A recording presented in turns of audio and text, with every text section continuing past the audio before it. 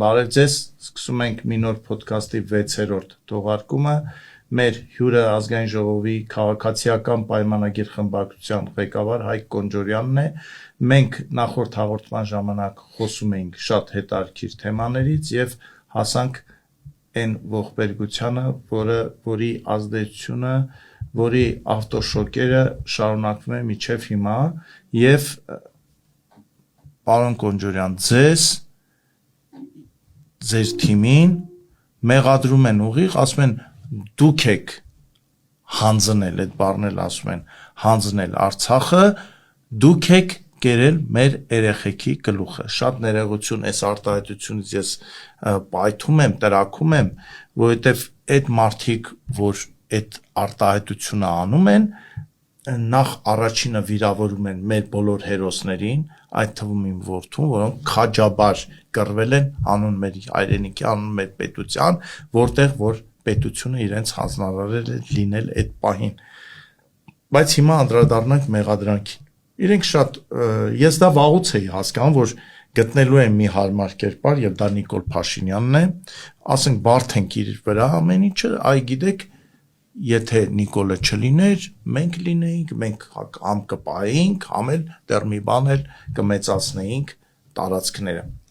Ձեզ երբ որ մեղադրում էին, դուք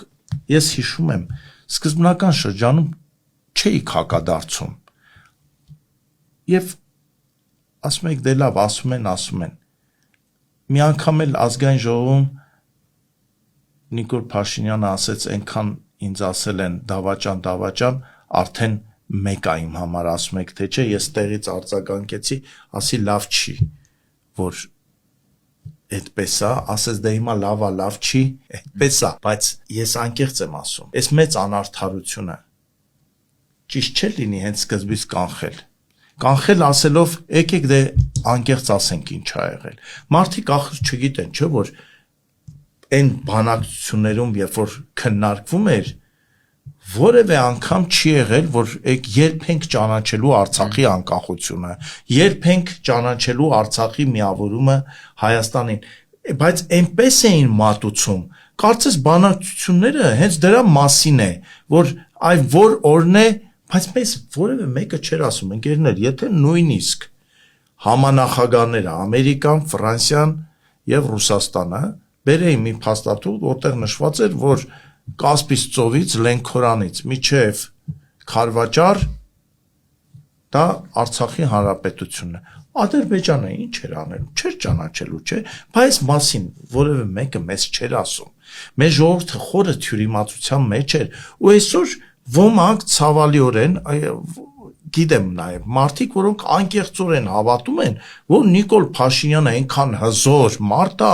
որ միայնակ կարող էր մեր միջազգայինորեն ճանաչված մեր Արցախը վերցնել եւ տալ Ադրբեջանին։ Այս սրա մասին ինչ կասեք։ Տեսեք, կան մարդկանց տարբեր խմբեր։ Մի խումբը այն մարդիկ են, ովքեր շատ լավ գիտեն ամեն ինչ։ Դրանք այն մարդիկ են, ովքեր որ Լևոն Տեր-Պետրոսյանի ասելով այն 4-5 հոգի մարդն էին, ովքեր վերլուծական մակարդակում տիրապետում էին Ղարաբաղի հարցին։ Իրանք միշտ էլ իմացել են, դա նախկին նախագահներն են, դա արտգործ նախարարներն են, ովքեր միշտ իմացել են, որ իրենք գնացել են, բանակցել են հողերը տալու մասին, իրանք շատ լավ իմացել են, որ չի լինելու Լեռնային Ղարաբաղի հանրապետություն, իրանք շատ լավ իմացել են, որ այդ հանրաքվեն ինքնորոշման իրավունքը ծխածածկույթ են, բայց իրենք դա արել են, որովհետև կայսրությանը դա պետք է եղել։ Եվ կա մարդկանց մի խումբ, մեր հանրության մեծ մասը, որի մեջ ես էլ եմ օրինակ եղել, երբ որ դպրոց է գնացել, համալսարան է գնացել, հեռուստացույցը միացրել է եւ տեսել է մի քարտեզ, որը որ լրիվ ուրիշ իրականություն է ցույց տվել։ Եվ մենք ապրել ենք մեր կինոնկարի մեջ, ֆիլմի մեջ ենք ապրել, այդ ֆիլմի ռեժիսորը, այդ ֆիլմի սցենարիստը, այդ ֆիլմի օպերատորը, բոլորը մեր համար կառուցել են մի հատ ֆեյք իրականություն, եւ մենք այդ իրականության մեջ ապրելով, հետո հանկարծ 20 թվականից հետո իրադարձությունների ժամանակ մենք սկսել ենք շատերի համար այդ իրականությունը այնքան դաժան է, որ իրենք չեն կարողանում ադապտացվել, չեն կարողանում ինքնախոստովանություն անել, որ իրենք ապրել են այդ fake իրականության մեջ, որովհետև սևով սպիտակի վրա գրված թղթեր կան, Լիսաբոնի գագաթաժողով կա, մենք վերջերս հրապարակեցինք Ղարաբաղյան բանակցությունների ամբողջ փաթեթը, որտեղ որ հստակ երևում է թե ինչի մասին են բանակցել, եւ մեզ պահել են ահա այդ բանի մեջ, fake իրականության մեջ, որտեղ որ հիմա շատերի համար դժվար է խոստովանել, որ իրականությունը այլ է։ Գրեթե անդադ ես այս մասին մտածում եմ, այս խնդրի մենք ոնց կարող ենք խուսափել, չէինք կարող խուսափել, բայց ես հիմա եկել եմ, ինձ հաճախ գիտեք ինչ մեղադրում են, ասում են դու այս ինչ թվի ամսի այս ինչին, սենց բան ես ասել, հիմա խես սենց բան ասում։ Մեր հասարակության մի մասը, չգիտեմ, դա խորհրդային դաստիարակությունն է, թե ինչն է, իրանք մտածում են, եթե ես մի անգամ ասել եմ, որ այստեղ 150 գրամ ջուր կա, եւ եթե հետո պարզվում է, որ այստեղ 200 գրամ է եւ ոչ թե ջուր, այլ ջերմուկ, ամոթ է, որ ես այդ մասին ոչ թե ամոթ է, այլ ուրեմն դավաճան եմ քո ինքնությանը։ Այո, ու ես ավելի լավ է գիտակցելով, որ սա ջերմուկ է եւ ոչ թե ջուր, շարունակեմ պնդել, որ սա ջուր է եւ եթե ես դա չեմ անում, ես ուրեմն դավաճան եմ, ես այլ եմ, այս էսել կա, ես նկատել եմ, որ էսել ունենք, որ ասում եմ ընկեր, ես կարող էի, չէ, աբգար փնտրող հայրը կարող է, չէ, էմոցիոնալ ինչ ասես ասի։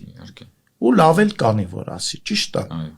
Բայց այդ մարդը իրավունք ունի, չէ, հետո մանավանդ ինքը падգամավոր է եւ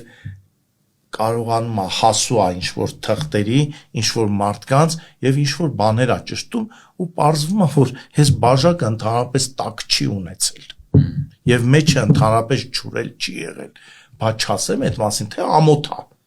Ավելի լավ է ես այն իմ հինը պնդեմ, ասեն ես ինչ քաջա այս գեղամը, քան թե ասեմ ժողովուրդ գիտեք, որ էս է իրականությունը։ Հիմա պարոն Կոնջարյան, ես գիտեմ, որ այս ընտրությունների արդյունքը ինձ չի հետաքրքրում եւ չի անհանգստացնում, որովհետեւ պարզ է ընդհանուր, որ ինչ արդյունք ենք ունենալու։ Ինձ ավելի շատ հետաքրքրում է հետ հունիսի 7-յան Հայաստանը։ Մենք խնդիր դնելու ենք շարունակել մարդկանց ցույց տալ իրականությունը, որովհետև իհարկե գիտեմ կարծիք կա, ասում են դե ով ինչ ուզում է թող մտածի, մենք շարունակենք մեր, չգիտեմ, մանկապարտեզներ, դպրոցներ կառուցել, սահմանազատումը կանենք, բան, բայց դե ոչինչ, թող մտածեն, որ մենք 5000 երեխա ենք սպանել կամ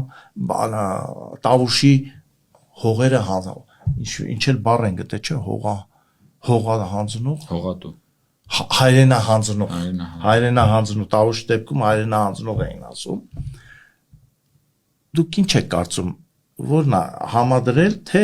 դե թող մտածում են մտածեն, ինչ ուզում են մտածեն, մենք մեր գործը անենք, որն է ճիշտը։ Լավագույն տարբերակն իհարկե համադրելն է, բայց երբեմն մարդուն ճիշտ ճանապարհին բերելու համար պետք է ի հեճուկս բոլոր մեղադրանքներին շարունակել անել այն, ինչին որ դու հավատում ես, եւ ես վստահ եմ, օրինակ մարդիկ, ովքեր որ տարիներ առաջ ինչ որ թերահավատություններ ունեին, այսօր իրենք գետնի վրա տեսնում են մեր իրականացրած քաղաքականության արդյունքները, օրինակ խաղաղության տեսքով, օրինակ որոշակի ներքին սոցիալական, տնտեսական, առողջապահության ապահովագրության եւ մնացած հարցերի տեսքով, եւ իրենք շատ, որովհետեւ կյանքը լավագույն ապացույցն է,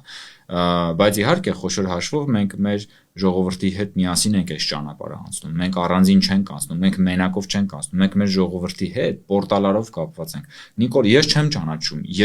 չեմ ճանաչում մի մարդու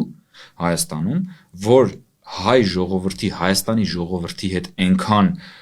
օրգանական կապ կարող է ունենալ, որքան Նիկոլ Փաշինյանը, եւ ինքը ժողովրդին զգում է, ժողովուրդն իրան է զգում ու սրա դեմ է, որ ընդդիմությունը ոչինչ չի կարողանում անել։ Ես տարբեր առիթներով ասել ենք մենք ազգային ժողովի ամբիոնից ուրիշ տեղերից էլ եւ ասել ենք ժողովուրդ, այդքան խոսում եք, ասում եք, որ դուք լեգիտիմ չեք, Նիկոլ Փաշինյանը լեգիտիմ չէ։ Շատ լավ, մի հատ կարելի է մի անգամ մի գործողությամբ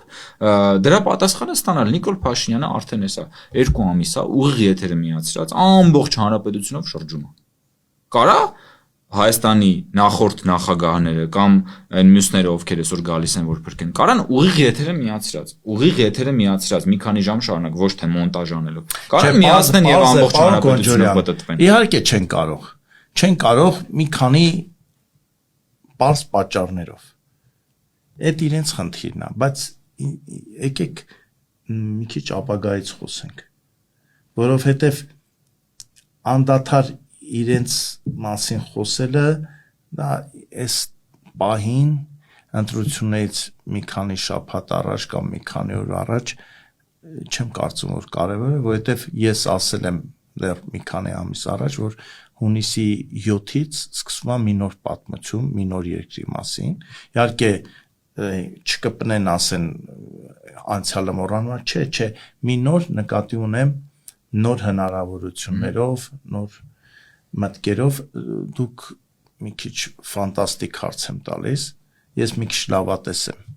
մի քիչ չէ շատ լավատես եմ, ես վստահ եմ, որ իմ որդու եւ մյուս հերոսների արածը մենակ դիրքերը պաշտպանել չէր, իրանք ծնեցին են Հայաստանը իրենց արյամբ, որը այս աշխարհին դեռ հետարքիր ասելիք ունենալու է, բայց ոչ թե ռազմի դաշտում, այլ գիտության մեջ, արվեստում, նոր տեխնոլոգիաներում։ Հիմա ես ուզում եմ դուք տեսնում եք Հայաստանը 30 տարի հետո, ես շատ առաջ չեմ գնում, 30 տարի հետո, որովհետև երբ որ 30 տարի հետ ենք նայում, թվում է թե հես ինչ արագ անցավ։ Հիմա 30 տարի հետո լինում է 2056 թվականը։ Այ 2056 թվականի Հայաստանը Հայկ Կոնջորյանը պապիկ է եւ ծովների ու թորների հետ քայլում է ինչ երկրով է քայլում։ Ես պատկերացնում եմ իհարկե այդ Հայաստանը նախ եւ առաջ խաղաղ Հայաստանն է, որը որ իր հարևանների հետ չունի կոնֆլիկտ։ Այդ Հայաստանը բաց սահմաններով Հայաստանն է։ Այդ Հայաստանը այն Հայաստանն է, որտեղ որ կրթությունը ամենակարևոր արժեքներից մեկն է մարդկային տաղանդի դրսևորման համար։ Այդ Հայաստանը ազատ եւ ժողովրդավար Հայաստանն է, որտեղ որ մարդը գիտակցում է, որ ունի ազատություններ սեփական կյանքը կառուցելու, իշխանություն ընտրելու, հետո իր ընտրած իշխանությանը փոխելու համար։ Այդ Հայաստանը միջազգային ժողովրդավար ընտանիքի լիիրավ անդամ Հայաստանն է։ Այդ Հայաստանը այն Հայաստանն է, որտեղ կա քաղաքական առողջ բանավեճ, այդ Հայաստանն այն Հայաստանն է, որտեղ որ չունենք կուսակցություններ, որոնք որ կծառայեն կայսրության շահերին եւ կփորձեն պետությունը նորից հետ շպրտել անցյալի ուրեմն ճահճի մեջ։ Այդ Հայաստանը այն Հայաստանն է, որտեղ որ մարդիկ ներգաղթում են, որտեղ գալիս են։ Այդ Հայաստանը հնարավորությունների Հայաստանն է եւ ոչ թե հուսալքության Հայաստանն է, որի մեջ որ մենք ապրել ենք նախորդ 30 տարիների։ Ապագա 30 տարիների Հայաստանը հնարավորությունների Հայաստանն է, որտեղ որ մարդկային տաղանդի ինքնադրսևորման համար կան մաքսիմալ հնարավորություններ։ Այդ Հայաստանը այն Հայաստանն է, որտեղ որ մենք քննարկում ենք, որ մարդը գիտի, որ ինքը կարող է փոխվել։ Որ իրան չեն ասի, որ այ երբ որ դու ասեցիր, որ այս բաժակի մեջ չէ 200 գրամա, ուրեմն դու դավաճան ես։ Չէ, այդ Հայաստանն այն Հայաստանն է, որտեղ մարդը անընդհատ հնարավորություն ունի 0-ից սկսել, եթե հանկարծ որոշել է, որ ինքը ուրիշ ճանապարհով է ուզում գնալ։ Այդ Հայաստանը ազատ Հայաստանն է։ Պարոն Կոնջորյան, ես ձեզ հետ համակարծիք եմ այս հարցում, ես մի քանի օրինակ էլ ավել կավելացնեի, որովհետև ես տեսնում եմ, որ մենք գնալու ենք այդ ճանապարհով, որտեղ որևէ մեկը չի ասի, եթե դու լավ ես ապրում, քո կենսամակարդակը բարձր է կամ քո կրթությունը որակյալ է, ապա դու հայրենասեր չես։ Այ դու պետքա տառապես, դու պետքա գիշերը վատ կահավորված խրամատի մեջ անցկացնես, դու պետք է վախենաս սահմանին, որ կկրակեն, թե չեն կրակի։ Մենք դա հաղթահարել ենք ու ելի ենք հաղթահարելու, գիտեմ, հակառակորդներ շատ են, բայց ես մի հարց եմ ուզում ձեզ հետ քննարկել։ Ես օրինակ սիրում եմ Ռուսաստան երկիրը, այդ երկրի մշակույթը, այդ երկրի մարդկանց, ու մեծ ցավ եմ ապրում, որ այդ երկրից որոշակի ազդակներ ա գալի, որ ասում են, եթե դու ուզում ես լավ ապրես, ուրեմն կարող է դու մեր թշնամին ես։ Այ մենք ոնց մեր բոլոր հարևաններին, Ռուսաստանին, Ամերիկային, Չինաստանին, չգիտեմ, Սաուդյան Արաբիային հասկացնենք, որ եթե մենք ուզում ենք նորմալ ապրել, դա դեռ չի նշանակում, որ մենք ձեր թշնամին ենք։ Այստեղ մենք անելիք ունենք, թե չունենք։ Իհարկե ունենք, եւ նախ մենք բազմիցս ասել ենք, որ մենք որևէ նպատակ չունենք Ռուսաստանի հետ կռվելու, որտեղ Ռուսաստանը մեծ երկիր է, մեծ ռեսուրսներով, միջուկային տերություն է։ Փոքր լիներ չէին կռվելու։ Մենք Ռուսաստանի հետ կռվելու որևէ հարևանի հետ, բայց քանի որ այսպայն հարցը Ռուսաստանի մասին է, մենք Ռուսաստանի հետ կռվելու որևէ ցանկություն չունենք։ Մենք Ռուսաստանի հետ ունենք հարաբերություններ, դաշնակցային հարաբերություններ, մենք ուզում ենք ունենալ բնականon հարաբերություններ, զարգացնենք, խորացնենք եւ երկկողմանի օգուտներ ստանանք մեր հարաբերություններից եւ մենք մեր մասով Ռուսաստանը իր մասով եւ այո մենք ունենք պատմություն եւ այդ պատմության մեջ մշտապես շատերը միշտ մտածել են որ մենք պիտի լինենք այսպես հնազանդվողի կարգավիճակում գիտեք այն բանի տերն ու ծառայի պատմության պես էլի են որ ասում բարկանում ես այսքան տպավորություն է որ մեզ պիտի երբ որ մենք ուզում ենք ասենք որ բայց մի րոպե էլի կարող է ամեն դեպքում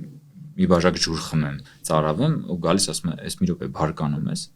Հիշում եք Տերն ու ծառայի հետ։ Շատ լավ եմ հիշում։ Մենք չպետք է հայտնվենք Տերն ու ծառայի պատմության ավակ եղբոր կարգավիճակում, որ մեզ գա Տերը ասի ոնց էս բարկանում ես ու մենք մեր սեփական շահերը մոռացած ասենք չէ, չենք բարկանում եւ լինենք հնազանդ։ Ոչ, պետությունները իրար հետ պիտի կարողանան ունենալ բնականon հարաբերություններ, եթե պետք է ասել այո, եթե պետք է ասել ոչ, բանակցել սեփական շահերի համար։ Պետությունների միջև հարաբերություններում չկա մեծ եղբայր, փոքր եղբայր ֆոլկլորը միշտ մեզ ասել է, չէ, մեծ եղբայր, չէ, պետությունների մեջ չկա էմոցիա, պետությունների մեջ չկա սեր, պետությունների մեջ չկա եղբայրություն, պետությունների մեջ կա հաշվարկ։ Դա մեր քաղաքական հասունության հերթական մակարդակն է, որին մենք այսօր հասնում ենք։ Գիտեք, աշխարհում կա ընդամենը, աշխարհում կա հեսա 9 միլիարդ մարդ եւ կա ընդամենը 200 պետություն։ Մենք այդ 9 միլիարդի մեջ մեր 10 միլիոնը որ վերցնում ենք, շատ փոքր թիվ ենք կազմում։ 0.5%։ Բայց մենք այդ 200 պետության այդ 200-ից մեկն ենք։ Մենք այնքան հիմա մենք պիտի հասկանանք, որ մենք Աստծուց գրակ ենք ուզում։ Մենք այդ 9 միլիարդի մեջ մենք այն ժողովուրդներից են, որ ունենք պետություն։ Այն որ գիտեք, մեր ազգի խնդիրներից մեկը որն է։ Մեզ փոքր հասակից հաճախ եւ անդադար գրեթե ցույց են տվել մեծ հայքի քարտեզը։ Մեծ հայք, փոքր հայք, Կիլիկյան Հայաստան ու անդադար ով հետո կրթություն է ստացել այդ գծով, մի քիչ այլ գծով, ինքը հասկացել է, որ դա X-ից X թվականների Հայաստանի քաղաքական քարտեզի դրվագներ են։ Իսկ ով չէ, իր մոտ մտել է, որ այդ Հայաստանը միշտ եղել է, ես շատերին եմ այսպես զրույցով հասկացել էլի, որ այս Հայաստանը միշտ եղել է, մինչև 1915 թվականը եղել է ցեղասպանություն, թուրքերը մեզ այդ հողերը մեզանից խլել են։ Մեր ժողովրդի մի ահռելի մաս պատկերացում անգամ չունի, որ Թուրքիան կամ Օսմանյան կայսրությունը հայկական պետությունից կամ Հայաստանից երբեք մուշը կամ վանը չի գրավել։ Դա եղել է բյուզանդական եւ այլ սելջուկյան եւ այլ ցեղերի չխորանամ հիմա։ Մենք մեր պատմությունն էլ լավ չգիտենք։ Ես ինչի ես հիշեցի, ինչ եմ ուզում ասեմ։ Երբ որ ասում եք մենք չենք գնահատում մեր պետությունը, այ երբ որ մեր պատմությունը մենք ավելի լավ ցույց տանք, այ գիտեք մի տեղ, մի sense քարտեզ, որտեղ չկա Հայաստան, չկա 1450 թվական չկա Հայաստան, 1500 չկա Հայաստան, 1600, 1700, 1800 չկա Հայաստան, չկայից մենք ունեցանք պետություն։ 1918-ին, հետո 1920-ին սովետական միության կազմում եւ Փառք Աստծո 91 թվին մենք լիարժեք պետություն, հիմա էլ գնում ենք լիարժեք պետություն դառնալու ճանապարհին նոր քայլեր անելու։ Այ երբ որ մենք մարդկանց ասենք, գիտես, դու չես եղել ու հրաշքով նորից հառնել ես, եւ մենք մի քիչ ավելի լավ կսիրենք մեր երկիրը։ Իհարկե, որովհետեւ դա էլ աբսուրդի պես մի բան է, էլի, դու համարյա 1000 տարի պետություն չես ունենում, մեկ էլ ունենում ես պետություն, մեկ էլ հանկարծ որոշում ես, որ դու պետք է միանգամից երկու պետություն ունենաս։ Ինչ տիպի արկածախնդիր պիտի լինի պետության քաղաքական էլիտան, որ հասկանալով աշխարհը, այդ քարտեզը, այդ 9 միլիարդը, այդ 200 պետությունը, ու այն որ դու 1000 տարի երկիր պետություն չես ունեցել։ Մեկ էլ ունենաս, հետո գաս ասես երկու հայ կկան պետությունը մի անգամից ունենալու։ Հա, ու քո մտքով ոնց չի անցնում, որ այդ աշխարհի այդ 200 երկրները չեն ասելու լսի, այս որտեղից ես դու եկել։ Տեսեք, երբ որ շարքային մարդն այդպես մտածում, դա նորմալ է, ինքը իրավունք ունի մտածելու։ Դրա համար ես ասում եմ էլիտան, քաղաքական վերնախավը, ձեզ եմ շարունակում։ Տեսեք, այդ նույն էլիտան, երբ որ այդ ասեց ես այս հարցը պիտի լուծեմ, Արցախը կամ պետք է լինի անկախ պետություն, ընդ որում այս նոր գծած սահմանով եւ ոչ թե Լեռնային Ղարաբաղի ինքնարավար մարզի սահմաններով, այլ նոր գծված սահմանով, կամ այդ միանա Հայաստանին կամ անկախ պետություն։ Այդ նույն երբ որ այդ ժողովուրդը գիտեք յուրաքանչյուրը ենթագիտակցորեն, որովհետեւ ժողովուրդը իշխանություններին լուրջ է ընտրում, սիրի թե չսիրի, լուրջ է ընտրում։ Այս ժողովուրդը մտածում էր, որ մենք Ռուսաստանի, Ամերիկայի կամ Չինաստանի հետ ունենք այն նույն հարաբերությունները, ինչ որ Իսրայելը ունի Ամերիկայի հետ, թե չէ, հոխելագար չենք այս ծրագիրը իրականացնենք։ Կամ մենք այնքան ռազմական առումով, տնտեսական առումով այնքան հզոր ենք, որ չենք զիջում ոչ Թուրքիային, որը կարողանում է պահել հյուսիսային Կիպրոսը, կամ Ռուսաստանին, որը կարողանում է պահել օրինակ Ղրիմը, բայց ինչ գնով է կարողանում պահել։ Եթե մենք այդ ռազմաարդյունաբերությունը չունենք, այդ ուժը չունենք, մենք ինչով կամ ումով էինք պահում Արցախը, մեր տղերքով չէ մենակ։ Կամ ունեինք մենք այն նույն աջակցությունը, ինչ որ ուներ Կոսովոն, Եվրոպայից ու Ամերիկայից, մենք չունեինք, չէ։ Ստացվեց, որ այդ իրենց սիրելի բառն եմ ասում, ռազմաքաղաքական ղեկավարությունը մեզ տարավ խորը արկածախնդրության։ Այո, որովհետև իրենք այդ համակարգի Ղարաբաղի հարցի շահառուներն էին, որովհետև տեսեք, բացի ժողովրդից բոլորը ինքը իր դերակատարումն ու իր շահը ուներ։ Նախագահները իրենց շահն ունեին, որովհետև կայսրության դրածոներն էին։ Իրենց շրջապատը իրենց շահը ուներ, որովհետև փող էր աշխատում, դառնում էին դոլարային միլիոնատեր եւ միլիարդատեր։ Դաշնակցությունը իր շահը ուներ, որովհետև գնում էր Սփյուռքում փող էր հավաքում, ասում էր փողը պետքա, որպեսզի գնանք Ղարաբաղը հետո բան անենք, ազատագրենք, Ղարաբաղը դառնա ինքնորոշման իրավունք եւ այլն։ Բոլորը ամեն մեկը ինքը կոնկրետ իր փեշակն էր, ինքը փող էր աշխատում դրա վրա։ Միակ սուբյեկտը, որը որ այս պատմության մեջ գծվեց, դա ժողովուրդն էր, ու ժողովրդի վերջում հաշիվը փակեցին, ժողովրդի արյան հաշվին, ու այսօր այդ նույն մարդիկ ուզում են էլի բերեն պատմությունը հետ պտտեն, բայց այս անգամ ավելի հրեշավոր ծրագիր ունեն։ Այս անգամ եթե հանկարծ պատերազմի եռագլուխ կուսակցությունը հանկարծ Հայաստանում իշխանություն զավթի, հայ ժողովրդի զավակները այս անգամ զոհվելու են նաև ուրիշների սանձազերծած պատերազմում։ Ուրիշ ռազմաճակատներ են գնալու, ուրիշ ռազմաճակատներում, որն իրենց հայրենիքի ռազմաճակատը չի։ Գնալու են այնտեղ զոհվել։ Երկու անգամ մենք այդ դրա մեջով անցել ենք եւ առաջին համաշխարհային պատերազմի ժամանակ եւ երկրորդ համաշխարհային պատերազմի ժամանակ եւ հետո Աֆղանստանում։ Այդ մեր ժողովուրդը քաջ գիտակցում է, երբ որ անկախություն չի ունենում, ինչա լինում։ Դրա համար եմ որ ասում եք եթե հանկարծ չի լինելու, որովհետև Աստված մեզ չի բերել այս դիրքում, որ մենք ինչ որ սխալ քայլ անենք։ Ես վստահ եմ, որ մենք գնալու ենք առաջ, դուք էլ եք վստահ, բայց ես ավարտելով այս հաղորդումը ցավոք ժամանակը շատ արագ է գնում, բայց ես մի հարց եմ ուզում տամ, խնդրում եմ առանց նեղանալու։ Քաղաքացիական պայմանագիրը Նիկոլ Փաշինյանի ղեկավարությամբ արդեն մոտ 8 տարի իշխանության է, ճիշտ է։ Դուք քաղաքացիական պայմանագիր խմբակցության ղեկավարն եք արդեն 5 տարի։ Բայց ձեր ֆինանսական միջոցները հեչ օլիգարխական չեն։ Դուք չեք ամաչում։ Ես հպարտանում եմ դրանով, որովհետև երբ որ անցյալի անցյալին նայում ենք, քաղաքական ուժերի իշխող քաղաքական ուժի խորհրդանու խմբակցության ղեկավարները նենց բավական մեծահարուստ տղաներ են։ Մինիմում դոլարային միլիոնատերներ են եղել։ Ձևերը չգիտեք, թե չեք ուզում։ Այդ հարցը ժողովրդին շատ է հետաքրքրում։ Չեք ֆայմում, որ կարող եք։ Մենք չենք էլ ցանկացել, որ ձևերը իմանանք, որովհետև դա մեր քաղաքական Բայց քանի հնարավորություն ունեք, արեք։ Դա մեր քաղաքական ինքնության մեջ չի եւ գիտեք ինչ, ես կարծում եմ, որ ընդդիմությունը մեր մասին իրանք հետո էլ մտածում են, ասում են, սրանք էշ են լրիվ։ Իշխանություն ունեն, այսքան տարի իշխանություն ունեն, այսքան լեգիտիմություն ունեն։ Բայց հիպոթեկոտ ունեն։ Հա, այսքան բան են, այսքան բան է կառուցվում, այսքան բիզնեսներ է բացվում, այսքան դպրոցներ, այսքան մանկապարտեզներ եւ այլն։ Այս սրանք էս չեն կարող գնան մեջը փայ մտնեն եւ այլն եւ այլն։ Բայց մեր ուժը հենց այնա, որ ժողովուրդը շատ լավ գիտի, որ մենք իրենցից մեկն ենք եւ մենք չենք գնում այդ ճանապարհը։ Բայց դուք կարող եք, բայց չեք գնում։ Ես կարծում եմ, որ մենք